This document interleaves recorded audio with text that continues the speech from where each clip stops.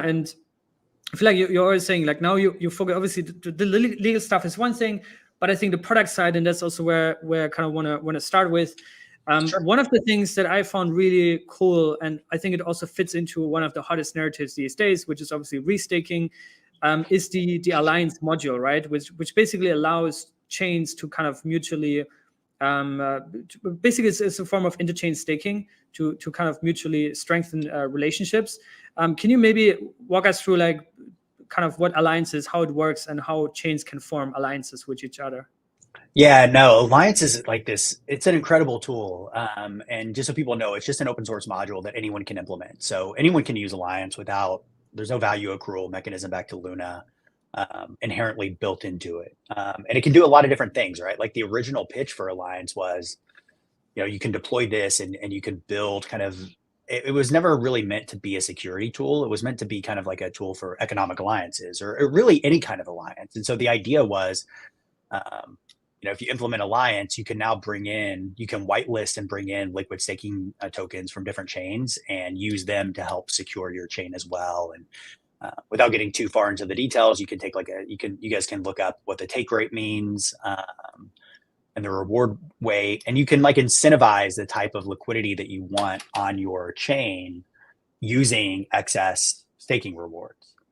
And so you can direct those excess staking rewards to any kind of like whitelisted asset. So the first use case was obviously liquid staking derivatives, and so like we did alliances with Carbon and White Whale, and so now there's Luna helping secure their chain, and their tokens are helping secure our chain. But it goes way beyond that, right? Like you could use it for security. You could use it. We have a proposal up right now to use it to incentivize, or I don't know if the proposal's gone live yet, but you can also use it to incentivize liquidity pairs. So we want to bring, we have it out for discussion at least, a proposal to bring to whitelist an LP pair for USDC, USDT, and for USDC or Luna and Atom. And so if you put that in, if you put like the LP position, if you whitelist the LP position from Astroport or White Whale, or I think we're going to do another one for Eura as well, people will be incentivized with additional Luna to provide liquidity to those pairs and then increase liquidity on the chain. So yeah, you can do economic alliances, you can do, security, you can do any kind of, you can do like chain-based incentivization. You can also imagine a world where, you pay for critical infrastructure using this, right? Like kind of like grants funding, but you do it through staking rewards, and you say, we're going to use 1% of our staking reward budget to fund some team to run public infrastructure for our chain. So yeah, there's an unlimited amount of tools that you can build on top of it. We were late restaking. I mean, restaking is just like something that we've been doing for so long that when it became a narrative, we were kind of like, well, this isn't anything new. It took me a while to catch up because I was like looking into what Eigenlayer was doing. I was like, wait, there must be something more, right? Because this has already existed for so long in Cosmos. But yeah, no, it definitely fits that narrative as well. Yeah, and I remember talking about also like different concepts of shared security over the years, and we had debates here on this channel with Sunny also, mesh security, and Alliance also when it came out covered that a little bit. But there are currently 6 chains, right, that have implemented Alliance, or how many are there? Oh gosh, I should know. I think it's like somewhere between 6 and 8. I don't know the exact number. Yeah, I think I read it's either 6 or Persistence is the 7th, right, which is the latest one that is actually using Alliance for their restaking product, right? Can you maybe walk us through like just on a high level, like how that works and that integration? I think the way they're going to use it, and again, this is just like an open source tool that anyone can implement on their chain without TFL being involved. So like I found out about it on Twitter when everyone else did. So this wasn't like a big BD effort or anything. I think they just saw Alliance and saw how powerful it could be. And so Persistence does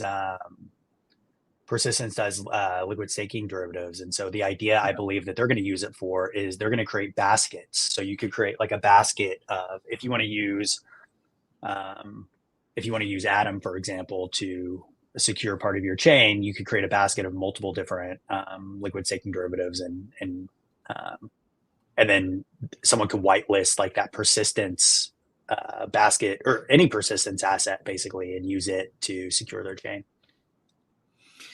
LRT-Fi, I think is the term.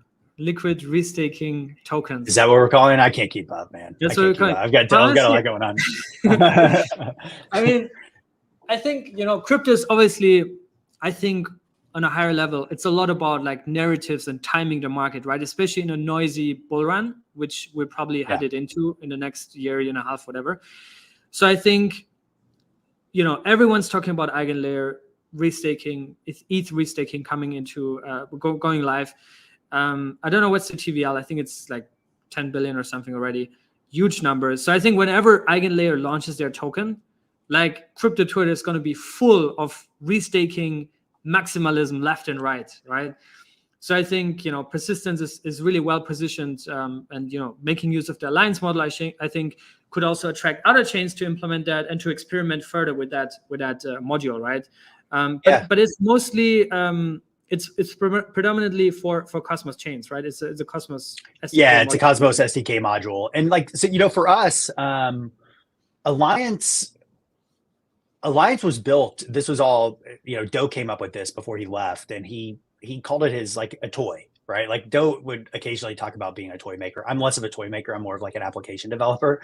But like this was just something he thought was interesting, something he thought was useful, and persistence or another chain implementing Alliance doesn't necessarily mean anything specific for Luna holders. I think what it is for Terra and what it means for Terra is more just like a reminder that we're still here, we're still building, we can build things that are incredibly useful, we can be ahead of the curve on things. And so, as much adoption as we can get on Alliance, the better. And so, but people can use it however they want, it's wide open. And so, and I think it is like, there are ways for us to like kind of jump on this restaking narrative. I've just always been, I've been kind of hesitant to do that because there's so many narratives come and go. And I think, rebuilding Terra's reputation is really like with everything that's happened, that's a long-term haul. And so I think the extent that we're seen as kind of hopping around between different hot narratives and just trying to capitalize on the newest thing, like we got a long way back to where we want to be. And so, I just try to be patient. I try not to chase too much because there's always a new season out there, right? There's always a new season of crypto. It cycles every 2 or 3 months, and we have the new shiny thing, and like we have a very specific vision and strategy that we're executing on, and what I tend to find is what we're doing, like it resonates across a lot of these different things, but it isn't fully aligned with any one of them specifically. So